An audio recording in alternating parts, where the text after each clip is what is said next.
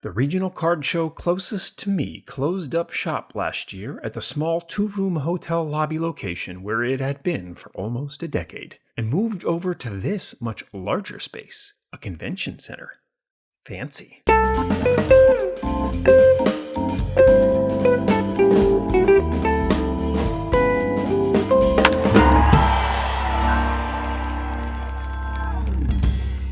In moving to this new space, the show expanded from 150 tables to 200 tables, and I have never been disappointed with more selection. Just as I arrived and was walking into the show ready to get my bearings and take some B-roll of the new space, I heard a voice call out to me, "Hey, Phillies guy!" I had been recognized. A fellow collector and fan of the channel was there to greet me with a hearty handshake and the generous gift of Phillies cards. He had gathered a few small stacks of cards just in case he ran into the Phillies guy at this show. His name was Eric, and he collected early Braves cards along with cards of his childhood favorite player, Will Clark. While talking shop and discussing this show's new space and layout, I flipped through his modest Phillies collection and came away with this small stack of choice cards. There were some chrome parallels from 2025 Topps, a few late model Robin Roberts cards from various reprint sets, and of course, a Harper for the Kid, the 2025 Cosmic Chrome in this case.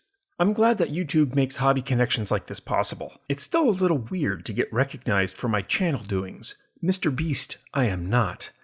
Being the Phillies guy is fun enough. With a hearty handshake, Eric and I parted ways, agreeing to meet up again later in the show to trade war stories. On first impression, this new space was spacious. Lots of room to move around, wide aisles, and room for further expansion. Trying to close out this collection flip I've been working on lately, I had a shopping list that was light on Phillies and heavy on 77 Topps Commons. But what I really wanted from this show was an 82 Topps traded Cal Ripken rookie, the pièce de résistance of my collection flip.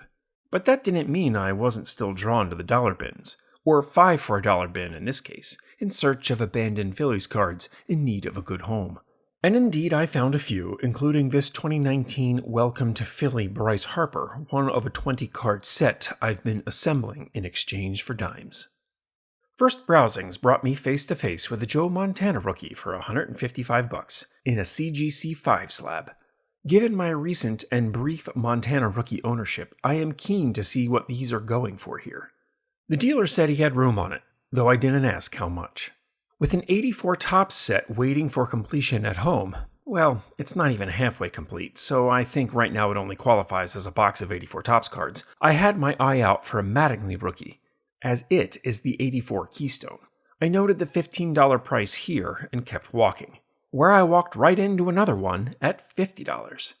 I didn't notice right away that it was an O-Pee-Chee, so probably I was wearing a too severe expression when the dealer looked up and asked if I was okay.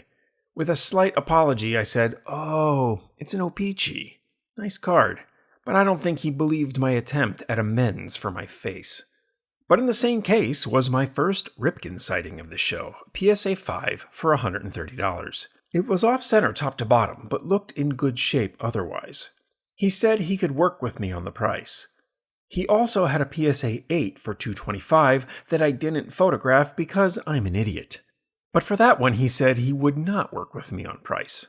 $225 or bust for the 8. Like the Mattingly, I noted the price, but wanted to keep shopping.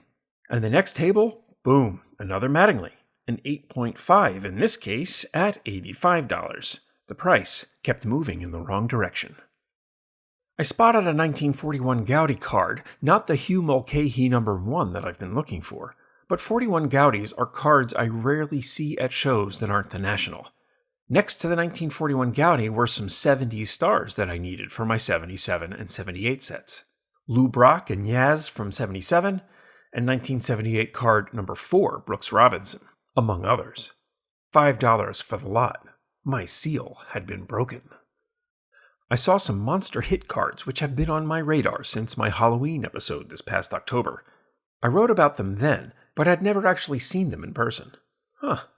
They're real. Making my way through the rows, I saw a promising box of 70s cards marked at 50 cents, and there were some 77s in there. A good number, actually. I found 20 on my list, which at 50 cents a card should have been $10, but I was chatting with the dealer the whole time about set collecting and working on the 77 and 78 sets, and he said that he had a lot of respect for set collectors as he thought we were a dying breed. So he gave me the cards for $5, 25 cents each, and wished me luck on the completion. Just as I was turning away, I heard another voice call out, "Hey, are you the Phillies guy from YouTube?" With a sheepish grin, I admitted my guilt, and with a slight blush introduced myself to a fellow collector and channel supporter. This fellow was from Colorado and was in town visiting a friend. With great appreciation, I thanked him for support of the channel, and we talked about the Phillies for a few minutes and a mutual love for baseball cards. I have been thinking about revealing my identity here on the channel, but it appears my reputation in the wild precedes my anonymity.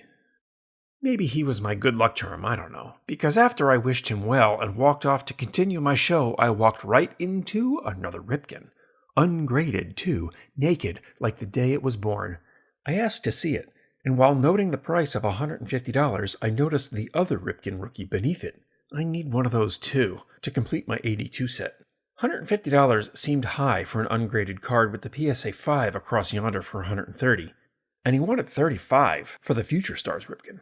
Also seemingly high. I told the dealer I'd do a lap and think about it. And in doing my lap, I found another Ripken, this one a PSA 9 at $600. 4 options for this card at this show: a 9, an 8, a 5, and a nude. I've always thought raw was a bit uncomely of a term for ungraded cards, so I'm going to try and make fetch happen. And in doing so, that makes the slab queens out there never nudes, and I can't possibly fit any more pop culture references into this scenario. Needing time to think about the Ripken, I sat down at a dealer who had singles for set collectors. This was still relatively early on the first day of the show, so I was hopeful these boxes hadn't been picked through yet. I asked for the 1978 box, and before you know it, I had the few remaining cards needed to complete my 78 Topps set. 77 Topps boxes up next, and I needed a bunch, more than 100. These boxes were impeccably organized, so I made short work of it. Card 121, of which he only had one copy, had a little stain on the back that bled through to the front, so I left that one in the box. But that meant I knew now I couldn't complete the set on this day. A bummer. So I'm doing well with my lists, and I get a tap on the shoulder. It was Eric, the guy I met at the beginning of the show, and he's holding out these 4 cards, all Donruss Optic. 3 Mike Schmidts and a Cliff Lee. He goes on to tell me an absolutely bizarre story of a kid he saw buy a box of Donruss Optic from a dealer, rip it right there, took out a single card, and then took the rest of the cards and went over to the trash can and just threw them away. I've thrown out damaged cards before, but the thought of discarding cards fresh out of the pack is anathema to my entire collecting existence. I've got a random Schmidt album with all manner of oddballs in it, and these cards will go there, where they can live out their days amongst friends. Even unlicensed garbage like Donruss Optic deserves a home. Eric had kept the pile of the Optic cards for himself and was giving out the rest to folks around the show, like Santa delivering gifts from the island of misfit toys. Getting back to work, I got to within 20 cards of a complete 1977 set, and I had a pile of 130 commons and a few minor stars. At the marked price of 50 cents each, that was $65 for the commons and another $30 for some clean checklists and stars at $1 each. I asked about the Bruce Sutter rookie, card 144, and he came back with an okay example for $25, which was exceptionally high. You can find this card in excellent condition all day on eBay for $10. So I feigned an excuse about some print lines on the front and passed on the card. Just the stack of commons, please. Before I could even ask for a bulk discount, he offered $70 for the lot. These were nice cards, X-mint all the way around and individually sleeved. $70 for 160 cards, an average of 43 cents each. Ultimately, this will count against my collection flip budget, but I'll reconcile all of that next week. With a handshake, off I went, determined to make a deal on a Ripken. But before I could get to that, I passed a dealer who had an autographed Bryce Harper red helmet card for $300. My heart nearly jumped out of my chest, as the auto notwithstanding, the red helmet card sells for well north of $500. I asked to see it, and it's a reprint. Pass. So I go back to the guy with the PSA 9 Ripken, and I start breaking his balls a little bit to see where he's at. I know this dealer pretty well, and he said best he'd do for me was $400 on the 9. Okay, back to the first table, and I tell the guy about the 9 for $400, hoping he'd come down on the 8, but no luck. The 8 is firm at $225, but he said he'd do $120 for the PSA 5. Okay, over to table 3, the nude Ripken. I asked to see it again. They were firm at $150, but I noticed that when they put the card in the sleeve, they nicked a corner, which I was all too happy to point out. They adjusted their glasses, peered intently at the wound like Daedalus dismissing Pasiphae, harumphed a bit, and said, all right, $140. I offered $120, knowing full well that I could get a PSA 5 for that price point. Both cards were a little bit off-center, but I preferred the look of the nude card. I would be happy with the 5 and would be even happier to crack it out of that cumbersome slab. The dealer goes onto his phone. Yeah, I don't think I can do $120. That's at least a 5, and 5s are going for like $130. Gotcha. What I didn't say was that including the price for grading in a card that wasn't graded when grading prices just went up again, when this card has a knackered corner, was some grade A bullshit. But I didn't say that. I stayed calm and as politely as I could explained that the dude over there had a PSA 5 for $120, but I kind of liked his card better and would give him the $120 for it. One of these two dealers was getting $120 of my dollars, and he was getting the right of first refusal. I showed him the picture of the PSA 5, and I put 6 $20 bills on his case. Checkmate. I got the card I wanted for the price I wanted, and when I got the card home, I carefully unsleeved it and flipped the tiny piece of red corner back around, unknackering the knackered card. Feeling good about my new card, I used the extra money I didn't spend on the Ripken, and I went and bought the Mattingly rookie too. Buying it now gives me an excuse to pursue the completion of the 84 top set, the only set from the 80s that I don't yet have. But the universe, being the coincidental bitch that it is, as soon as I walked away with the Mattingly, I walked right into a complete 1984 top set for $60. I just spent 25% of this set on one card, and I need about 450 cards to complete it. I'll need to find cards for less than 10 cents per card to make it even money. 5 cents a card to make collecting the set make sense over just buying it. But I'm on record saying that building the set for less than buying it is possible and more enjoyable, so I intend to stand by that. So I made a quick plan B.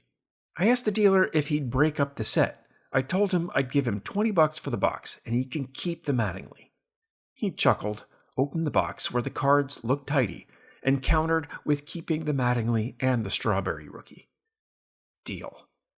He chose a terrorist fist bump instead of a traditional handshake, and that should have been my warning. I hit a few more tables as I was making my way out and was able to score a few more 77 Topps cards on my list, and I was actually able to find a Bruce Sutter rookie for a more appropriate $10 price.